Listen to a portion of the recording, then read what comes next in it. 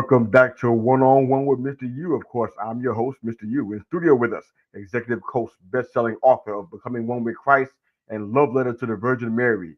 David Richards is in the house, man. Good to have you Mr. here, brother. How are you? Hey, Mr. Yu, thank you. I am fantastic. It's great to speak with you. Same here, man. Glad to have you in the box, man. Customarily, we always ask our guests to answer this first question. Share your childhood and your upbringing with us, man. How'd you get from there to here? Well, I grew up in the military. My dad was a Okay. career Marine, and that's an interesting lifestyle. We moved every 2 or 3 years. Most Oh, of it was wow. on military bases, which is its own kind of self-enclosed universe, very separate and very different. Um, Lived in Japan for a few years as a Oh, okay. kid, and so that was wild to get exposed to Eastern culture at such a young age. And I wanted to be a writer. I wanted to work in Hollywood, like either star in movies or make movies or something. But when you grow up on a military base, that's kind of hard to figure out how to do. So I got a degree in English, and then I followed in my brother and my father's footsteps and became a Marine Corps officer. I did 15 years on active duty, and then I realized that I could carve my own path because I was quite literally using my dad's blueprint for life as my own, and thought, well, I want to make a different choice. So I got out in 2006, went to work at Cisco Systems, the IT giant. Had an amazing career there. Got into yoga, which wasn't part of my plan, but just happened to work out, and became a yoga teacher. And then in 2017, realized that I also wanted to continue to grow and kind of go back to what my childhood dreams were. So I published my first book, number Right. one international bestseller. I became a coach that same year, and things have just continued to steamroll. I've published 4 books now, and working on deepening Congrats, my man. coaching practice. Thank you so much. All right. Well, I love that. I want to hang out there for a second. You mentioned about how you kind of broke away from your dad's blueprint. Can you kind of share a little bit, if you can briefly, what that felt like for you to do that? What the impact was, maybe on the rest of the family? Because that's not an easy thing to do. You kind of went through it real quick, but that's not Yeah, easy to make those kind of turns. So, can you share that? yeah. Well, and I want to preface it by saying my dad didn't force us to join the Marines. Sure. I think he was pleased that we did, but they kind of wanted to support us. It's different, we look today. Certainly, there's so much more support in helping our kids achieve their dreams than there was back in the prehistoric days of the 1980s when I grew up. And so without having a big frame of reference or ideas on how to do things, I fell back on what I knew, which was move every 2 or 3 years, wear a uniform to work, and sometimes jump out of helicopters or do all this other kind of crazy stuff. And it was probably, it was probably around 12 years into my military career. I was stationed in Virginia, and my brother was on active duty, and he was a few years senior to me.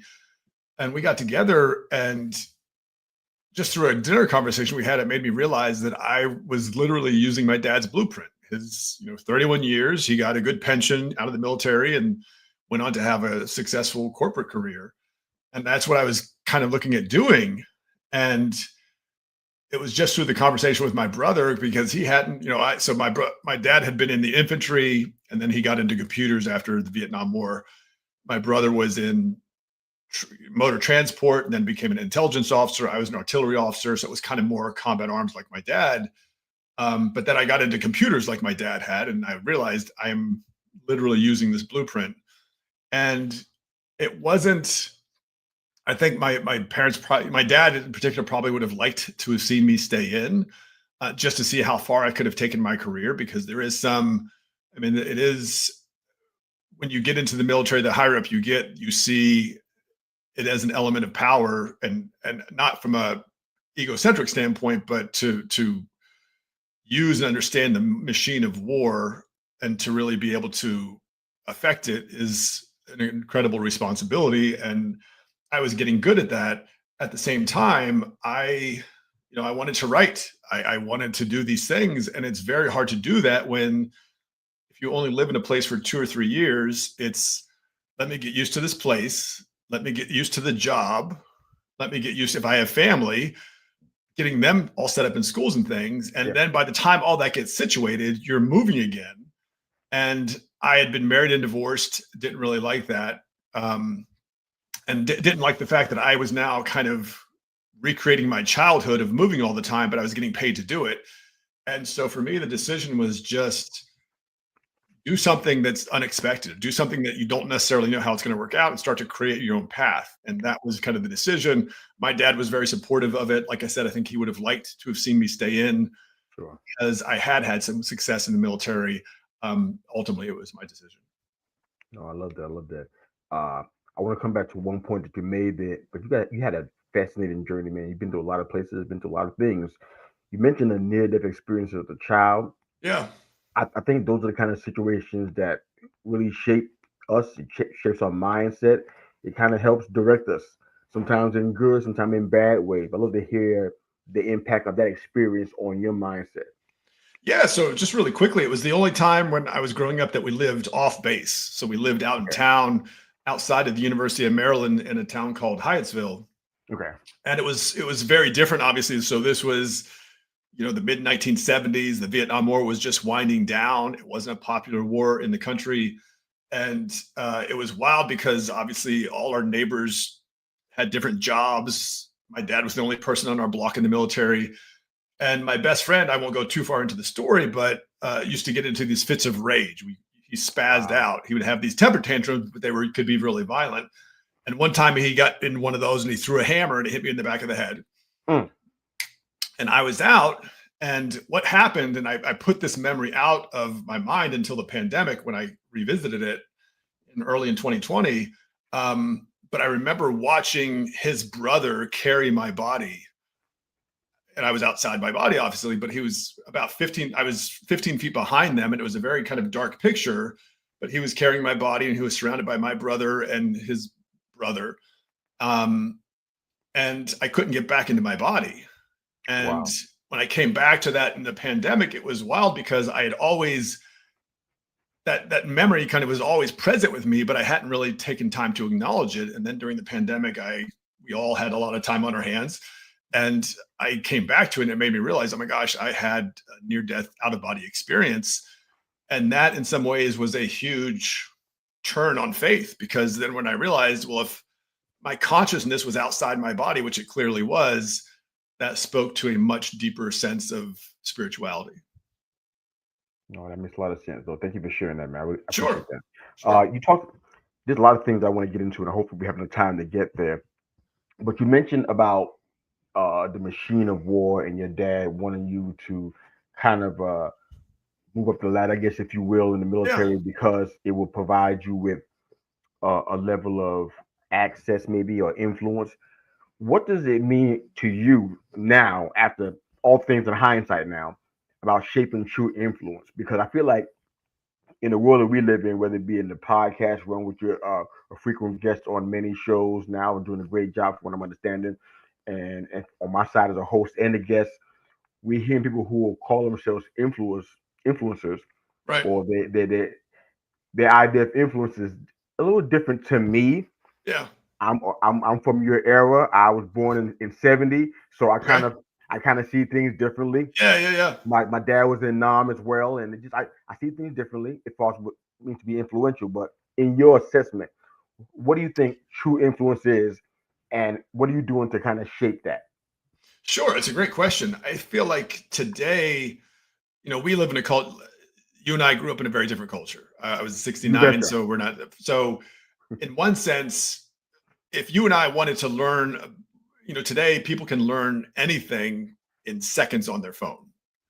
Hmm. When you and I were growing up, it would take days or even weeks to learn that information, which is amazing when you think about it. Like to think Yeah. about if I wanted to learn about ancient Rome, I had to go to a library, I had to see if a book was available. If it was available or if it was checked out, I had to wait till it was checked back in. And that could delay learning by weeks. And Oh now yeah. there's this instant access to information, and there are generations that are growing up with this instant access to information. And so, in some sense, the influencers of today are people who I think in some cases can provide instant results. Sure.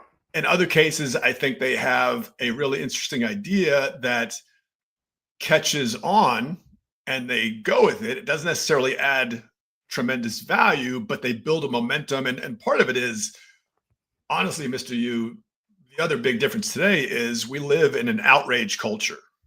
Like if Hmm. you, I know, so Explain that. just as an example, I'm a huge Pittsburgh Steelers fan. So I check the Steelers, what's going on. It's preseason or the end of preseason. And occasionally you'll see a headline that says Steelers make savage decision. Well, what's the decision? Oh, they cut someone. That's a savage decision, but we create these headlines to gain attention. And so the more outrage we can get, the more attention people can get. And I think in some sense, that's what some influencers have done. For me, influence, and especially, the military is obviously an instrument of power for the government and a political power. I mean, wars, when you understand wars are an extension of politics. That's the truth of it. That is a different level of power and influence. To me, influence is about leadership. And you can have good leaders and great leaders, and you can have bad leaders and horrible leaders. They can still influence people, but what are they influencing them for? And if they're influencing towards opposing something for the sake of opposing it, or because they want to project something onto some other group of people, that's one thing. If you want to lead people and influence them to inspire them to become better versions of themselves, that's something different altogether. For me, if there are influences, I don't get too much into that culture, but if Yeah. there are influencers who are making a difference, hopefully they're inspiring people to be better versions of themselves, challenging them to grow, and not necessarily people who are trying to turn people against other people. Yeah, that makes a lot of sense, man. I think we are on the same page where that's Yeah. concerned. I love the emphasis on leadership. I think most of the guests that I've had come through our flagship show here, they've been in some level of leadership or they speak profoundly about it. So I definitely want to stay here for a little bit longer. Within your journey, you explored different cultures. You've been in different places like Yeah. Asia, Africa, Middle East. Yep. I'd love to hear how those influences, with all the diversity therein, kind of shape your view of leadership. I know we could talk about God and spirituality, and I'm not against those kind of conversations. I talk about them on other shows and on this one as well, so I'm not against it. But I want to hear how it's changed your view of leadership because one thing I find, this is just a blanket statement I'm making, it has nothing to do Yeah. with David Richards or anybody else that's been on our show. But when people talk about God and spirituality, a lot of times people make they kind of make executive decisions about where they think they should be, despite the experience. It's kind of a me centered thing. With leadership, it can't really be that. Right. Because it has to be a trail of lives that you've changed, of people who you've impacted, of ways that you've grown even as a leader. And on top of that, and very important point, you also being led. Sure. That's something leaders don't talk about that very much.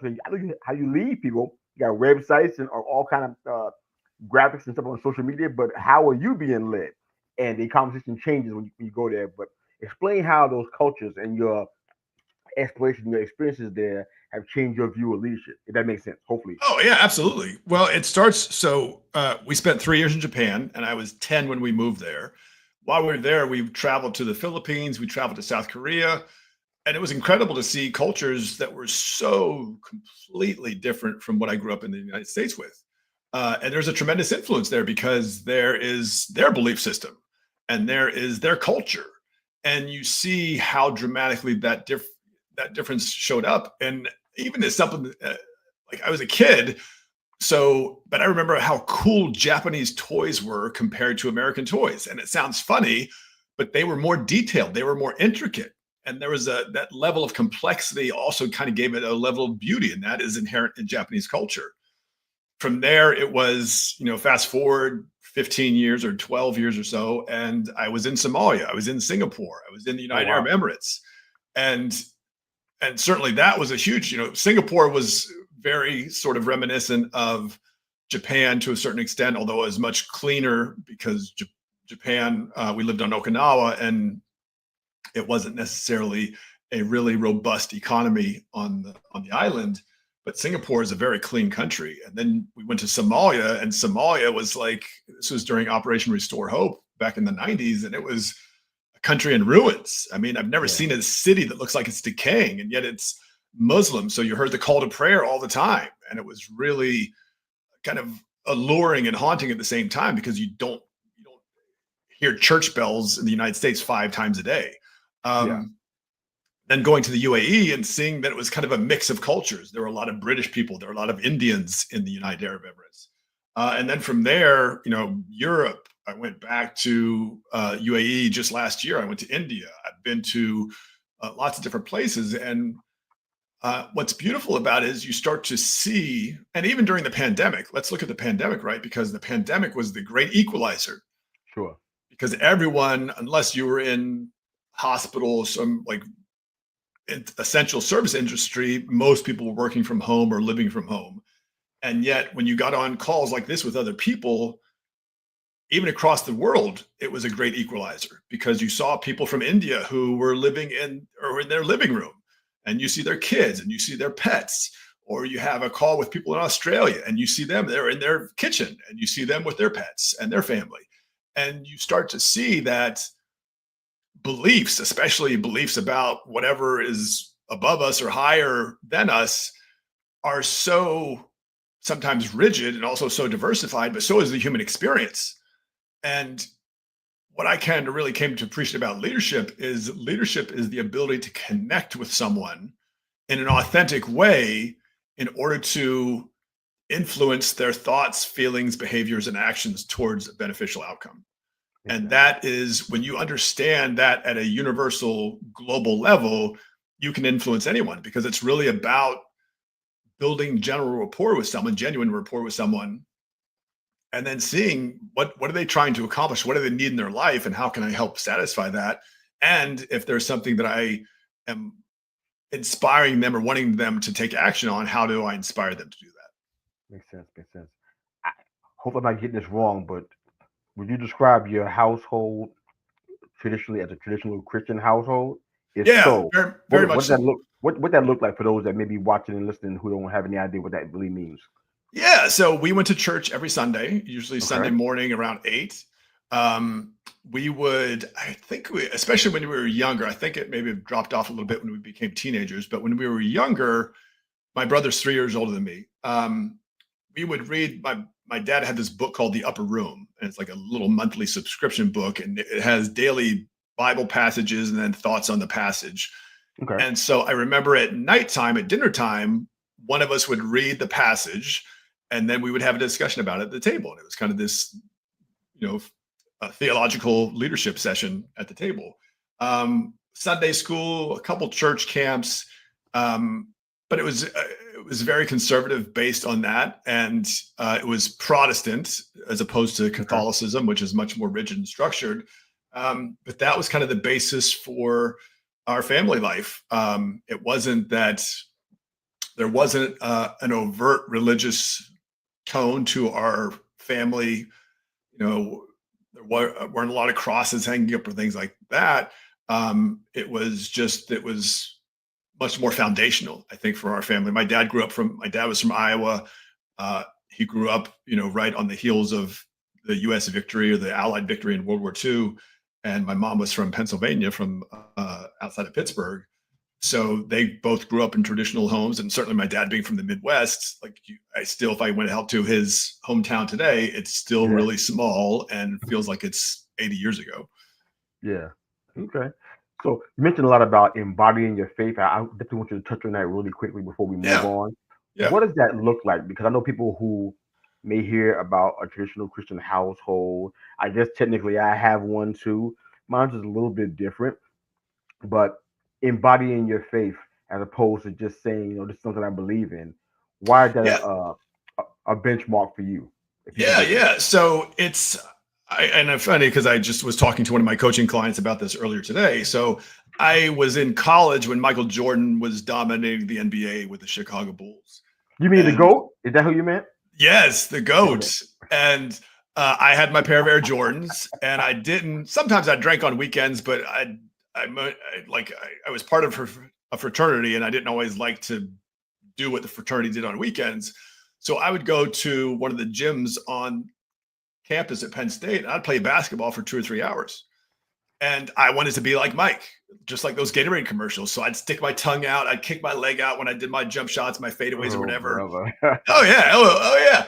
But I say that because there is a spirit to that, right? Like if you Sure. really think about that, you're gonna play. Like if you think I want to be like Michael Jordan, well, how does Michael Jordan play? How does he move? And obviously I didn't take 500 shots a day, 6 days a week and practice for 2 or 3 hours a day or 5 hours a day or whatever. But there's a muscle memory to developing that kind of skill. And that's what makes him the GOAT. Well, the same thing is true of faith. If we just think that faith is an intellectual exercise and I go to church and I say, oh, I know the Bible back and forth, that's great. How do you embody that? How do you change your physiology? How do you embody that in your nervous system so that you can kind of take to heart what Paul says about the spirit of truth, the same spirit of truth that raised Jesus from the dead lives in you? How do you bring that to life within you? And for me, that is a different level of faith, because now it's how do I create muscle memory for faith, as opposed to it's just an intellectual exercise where I cognitively understand something, but it's not necessarily in my body. That makes sense. Makes sense. You've definitely touched leadership at the highest of levels, whether it be in the military or whether it be in a boardroom. What would you say is the biggest opportunity? I hesitate to use the word mistake, but what's the biggest mistake or opportunity you've seen leaders uh, step into, and how can they correct it? To those who are watching and maybe leaders in some capacity of themselves, perhaps they can learn from this. So go ahead and share. Yeah, you have to listen to the people around you. And there's Okay. an interesting dichotomy that exists in any facet of leadership, right? You've got the person who has all the authority usually doesn't have all the information, Okay. because the people who have the information are closer to the work being done. That's just the way it works. Like if I am a widget turner and I turn widgets 40 hours a week, and you tell me how do I improve widget turning to make it more productive or more effective, I probably have an answer because I've been doing this for so long. The person at the top doesn't have that. And if you don't have the ability and the acumen to be able to go down and recognize that within yourself and say, well, let me learn from the people who are closest to the business, you're going to struggle. Because if it's just my way or the highway, that works for so long. But after a while, people, and especially, that works in the military to a certain extent because you have a captive audience, because you've signed a contract and you can't really go anywhere. That's not necessarily a great thing. In corporate or in civilian life, that doesn't always work, because people can be like, you know what? I don't need to work for you. I can take my job elsewhere. I'll get paid more and I'll find a better boss. So I would say the biggest solution to that is open up to, it's not about you as the leader, it's about we as the team. And when you understand that, you're going to draw on the people around you to get their opinions and inputs, because that's going to make the overall product or quality of what you serve and deliver much better. What's your best time and your worst time as a coach so far? Oh, that's a great question. My worst time, I would say, was probably um, I left Cisco in 2023 and started up with a coaching company. And just kind of understanding how they wanted things done was probably my worst time, just because it was shifting gears. I'd say my best time most recently was I had a client who worked for a large company outside of New York, out of New York City, and we worked together for a year. And on our last call together, she told me that she'd been promoted to like an executive vice president position, which was kind of the goal that we had set out to accomplish. Oh wow. And that was a really cool experience. Oh, you helped somebody, man. That's awesome, man. Yeah. I know there's plenty of experiences. They might be hard to pick one, but what was the biggest, or I should say, what was the toughest lesson, or toughest or hardest? I mean, I guess it was kind of the same word in this case, over your time in the Marine Corps. Toughest or hardest lesson you had to learn, the thing that maybe it didn't stick right away. It took you a minute to get there. What was Yeah. that? I would say I just told this story yesterday, actually, to someone. So I was part of the initial landing force in Somalia in Operation Restore Hope in December of 1992. And I was a part of a unit that was attached to Navy ships. So we were off the coast of Somalia, off to Mogadishu, Somalia. And when we're planning, they told us that there were going to be 1,000 armed Somalis waiting to greet us at the beach. Wow. So so that's pretty intense. And there were only, landing on the beach, there were going to be about 200 of us. So that's pretty intimidating. And so I remember, so we make our plans and it's okay, try to go get some sleep. and it's 8 o'clock, and you're going to wake up at midnight. You're going to get all your equipment on, your uniform. You're going to draw weapons and ammo, and then you're going to get these amphibious tractors. And you're going to splash in the back of the Indian Ocean, and you're going to go into Somalia. Well, there's no sleep. There's no sleep because you're trying to rationalize what's going to happen in a few hours. Yeah. And the idea that I remember, I can still kind of remember it to this day, like thinking I could get killed by someone who doesn't know anything about me, who just fires his gun in a direction, his rifle in a direction, and the bullet doesn't discriminate. It's just going to go where it's told to go. Absolutely. And that could be it. And you try, like I remember for between 8 and midnight, I was trying to wrap my mind around that thought, and I just couldn't do it. And then finally the light goes off and it's midnight, it's time to wake up. And you kind of realize, not that you wasted 4 hours, but there's nothing you can do. Like it's beyond your control. And it's kind of like when you hear football players talk about, you can't play the game at half speed, because if you do, that's like how you get injured. It's the same thing kind of in combat. You can't think like that. You just have to do the mission and go. And what was ironic about it was, so all this happened. We got, we splashed into the ocean. We're waiting for all the amphibious tractors to get online. And it was a beautiful, like it was, 4 o'clock in the morning, the moon, it was a full moon. It's setting into the heart of Africa. And we start moving towards the shore, and there's no lights in the city because they have no electricity. Wow. And we get about 200 yards out, and you start to see flashes from the beach, like muzzle flashes. But we had trained, when you're doing military training in the Marines anyway, you get trained where you hear what gunfire sounds like when it passes you, so get used to the sound of it. There's none of that. So we get closer to shore, and it's all camera crews. It's like CNN and Fox. There were no Somalis on the beach. It was all like news crews, and it was so anticlimactic. The big lesson, the hard lesson there was, you can't focus on the stuff you can't. If you focus on what you can't control, you go crazy. You have to focus on what you can control, and that is your own internal state, the mission, the Marines you're responsible for, and you just go and do it. Oh, I love it, man. That's a good lesson. I know we don't have a whole lot of time. I want to try to get a few more questions in if I can. Sure. Yeah. Your book, Becoming One with Christ, The Lessons of King David, sounds like an incredible book, man. I want to try to just ask you a question about what you understood about faith and salvation from what you wrote in that book. I'm sure there was some profound points and lessons you got from that. If you could share that briefly with us, that'd be awesome. Yeah. So the big piece is, and you kind of touched on it when your comments about God, right, is in Jesus's time, there was no Catholic Church. There was no Protestantism. There was no mass necessarily. There was no confession where you had to go and talk to somebody. There was none of that. None of that existed.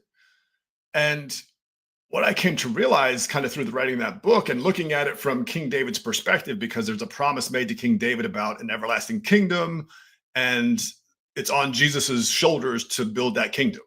Right. And so I thought, well, then what does David have to believe about Jesus? Like, what does King David have to believe about Jesus? Because besides Jesus, David is the person mentioned most in the Bible, and that's not by accident. And what I came to realize is faith is an inside job. Like, you can go to a church and subscribe to an institutional idea of what faith is, but it's the hero's journey.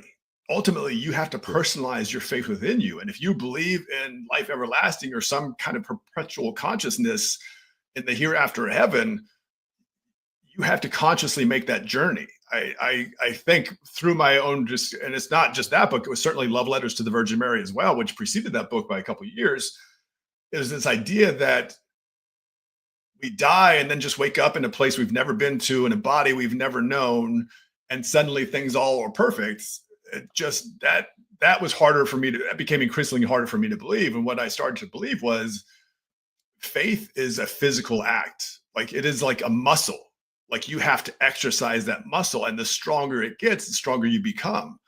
And that's really what the book is meant to impart to people is faith. The ultimate test of faith is a hero's journey. It's who you get to become to believe in whatever it is you believe, and how do you bring that to life within you.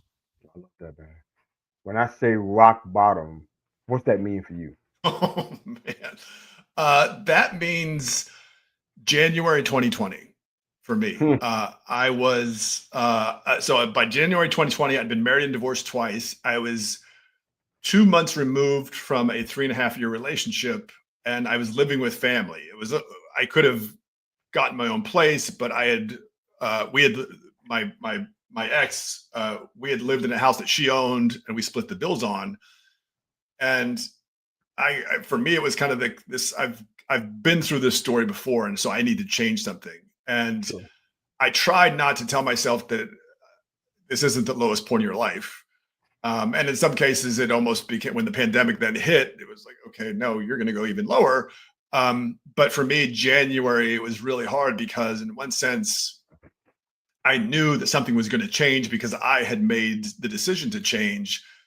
At the same time, there was such a heavy weight of here we go again, starting from scratch at this point in your life.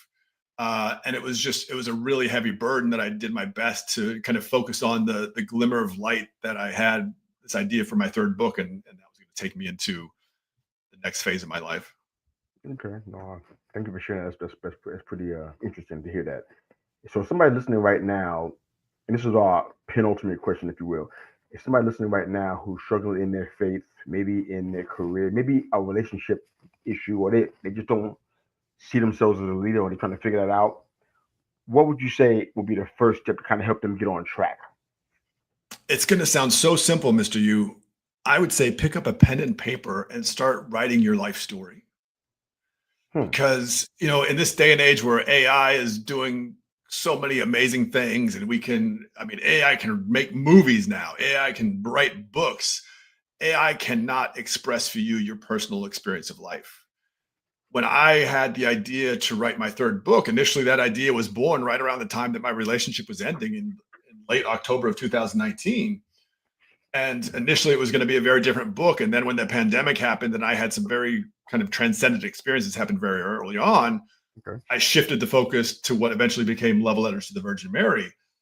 But I couldn't write the book. It took me about 2 years before I could write the book. So in the meantime, I just journaled. I wrote about my life's experience. I wrote about the pandemic. I wrote about faith. And what I discovered in journaling was it was the most profound and most powerful way for me to develop a relationship with myself. By writing about my life's experience, by writing about what I believed, about what I wanted, the more stuff I put on pen to paper, the more clear my sense of who I was became.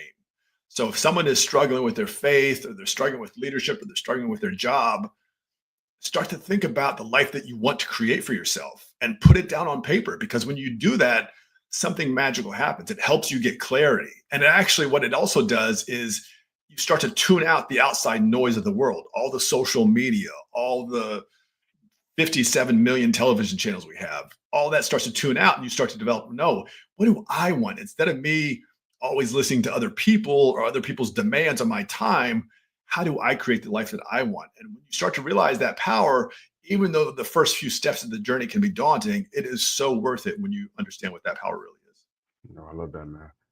Before we let everybody hear from you on just some final thoughts and how they can find you and the work that you're doing, Yeah. books, coaching, what have you. Look, you answer our last question. It's called our CMV question. Everybody that comes on the show answers this. We talked about it. Career, mission, vocation. We're taking everything you've done off of the table. If you only thought about it, it's viable. You can use that as an answer. But if you actually did it, you can't use that as an answer. Taking Okay. everything off the table temporarily, we're wiping the slate clean, so to speak, Yeah. temporarily. What is David Richards doing right now? Most likely. Oh man, I would be acting in movies if I tell you everything. Yeah. Well, and I say that because what I've come to appreciate about movies is so we talked a lot about like muscle memory with Michael Jordan or even faith, like Right. embodying faith. And you think about the movies that are most spectacular, whether it's like the superhero movies or Harry Potter or whatever, the Harry people Potter.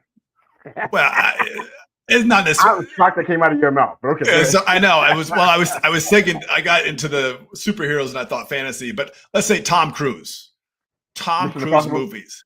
Yeah, like Mission Mission Impossible. Impossible. Okay.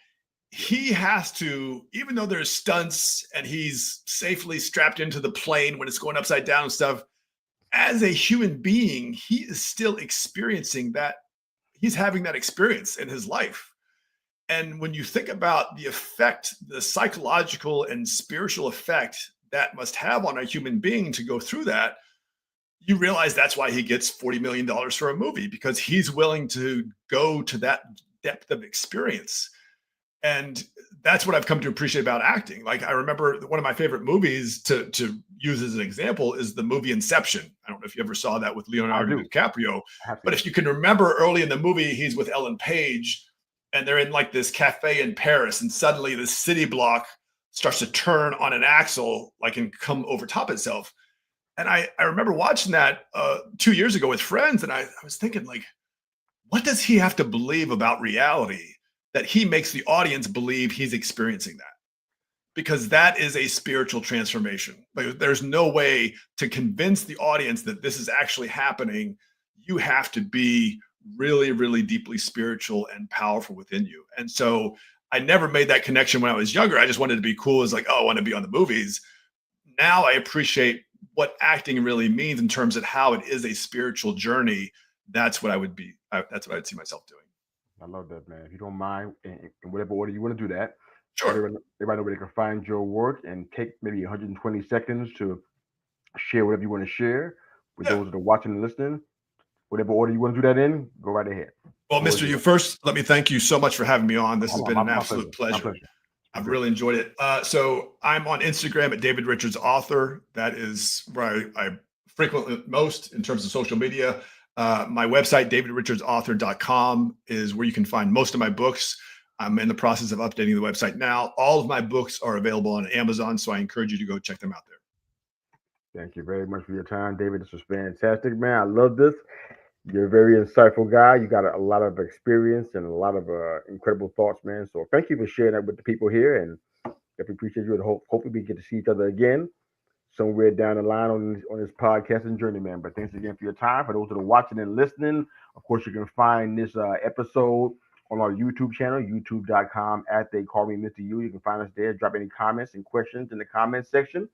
Of course, anywhere we hear your podcast, we're on the social media platforms. You can find us there. But thanks again for watching and following David and myself. And we're out of here. Have a fantastic day. Thanks again for watching and listening.